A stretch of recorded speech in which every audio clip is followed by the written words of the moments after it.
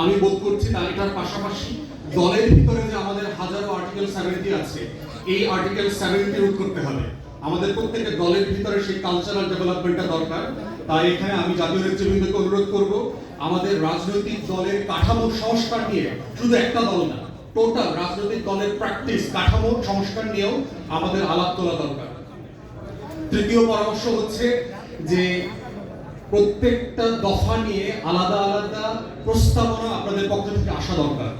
যেমন ধরেন আপনি বলছেন যে আপনি একটা কম্প্রিহেন্সিভ ইনক্লুসিভ নেশন করবেন, এটার মানে কি, কিভাবে করবেন, প্রসেস কি, এটার চ্যালেঞ্জ কি, সেই চ্যালেঞ্জগুলো মোকাবেলা কিভাবে করবেন, কতদিনের মধ্যে করবেন, ডেলিভারি মেথড কি হবে, আপনার লিডারশিপ এটার জন্য প্রিপেয়ার্ড কিনা, আপনার দলের অভ্যন্তর এটা নিয়ে আপনি যথেষ্ট ওপিনিয়ন মেক করেছেন কিনা, কনসেনসাস বিল্ডিং হয়েছে কিনা। কারণ এই প্রসেসের মধ্য দিয়ে যদি না হয়, তাহলে যেটা হবে যে ওই কনস্টিটিউশনাল লফটি আইডিয়ালস গুলোর মতো এই বইগুলোর মধ্যে এই কথাগুলো থেকে যাবে। তাই আমি দেখতে চাই যে আপনাদের পক্ষ থেকে প্রত্যেকটা দফার উপরে আলাদা পাবলিকেশন এবং এটার উপরে তর্ক বিতর্ক যেন একটা ন্যাশনাল কনসেনসাসে রূপান্তরিত হতে পারে। 31 দফা আগামী দিনের এই সংস্কারটা যেন সত্যি আকাঙ্ক্ষিত রাষ্ট্রীয় সংস্কারে পরিণত হয়, সেই আকাঙ্ক্ষা ব্যক্ত করে ধন্যবাদ জানিয়ে সব বক্তব্য শেষ করছি। আসসালামু আলাইকুম।